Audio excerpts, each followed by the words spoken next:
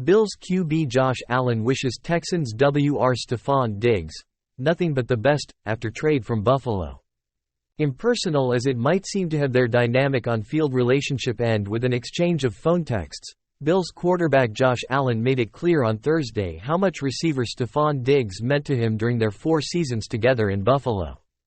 Allen made no mention of Diggs' mercurial temperament or the occasional sideline flare-ups by expressing only praise in his first opportunity to discuss his now former teammate being traded to the Houston Texans earlier this month. Just thanking him for everything that he did for me, and I'll always have a spot in my heart for him. I'll always love that guy like a brother. And I wish him nothing but the best, Allen said, in disclosing what he texted to Diggs. My lasting memory of Steph will be the receiver that helped me become the quarterback that I am today. Brought together in March 2020, when Buffalo gave up a first-round draft pick to acquire Diggs in a trade with Minnesota, the duo went on to rewrite many of Buffalo's single-season passing and scoring records and lead the team to 4 straight AFC East titles. Diggs, now 30, also brought an inescapable sense of drama with him in raising questions about his commitment to the Bills and whether his tight relationship with Allen had soured.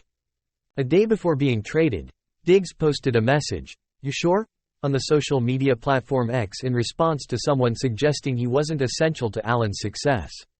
Whatever hard feelings, if any, lingered as Buffalo opened its voluntary workout sessions this week were not apparent from Allen or coach Sean McDermott, who also addressed reporters for the first time since Diggs was traded. "Steph's a great player, really enjoyed our time together. Won a lot of games, and he was a huge factor in winning those games. We'll miss him," McDermott said. "You never replace a player like Steph Diggs, and we wish him well." Allen turned his focus to the future and a Bills team that spent much of the offseason retooling an aging and expensive roster. Aside from trading Diggs, salary cap restrictions led to Buffalo cutting respected center Mitch Morse, the breakup of a veteran secondary that had been together since 2017, and the team being unable to afford to re-sign number 2 receiver Gabe Davis. "I don't think it's a wrong thing or a bad thing to get younger," said Allen, entering his 7th NFL season. "I think it's an opportunity for myself to grow as a leader. And to bring along some of these young guys and new guys that we've brought into our team. And that's an opportunity, frankly, that I'm very excited about."